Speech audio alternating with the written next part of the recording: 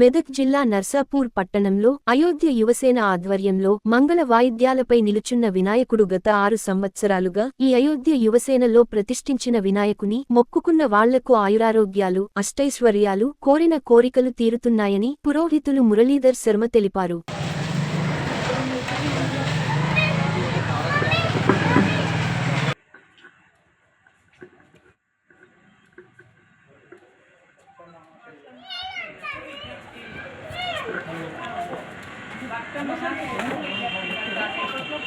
గణాధిపతయే నమః.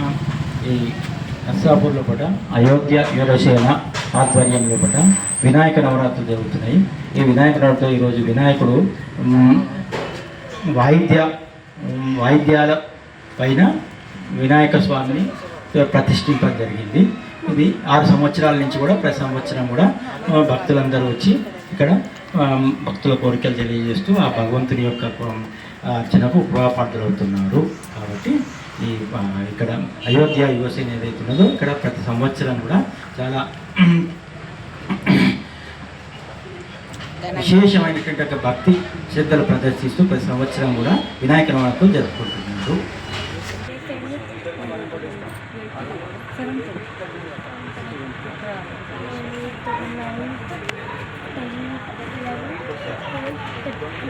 Biar gue langsung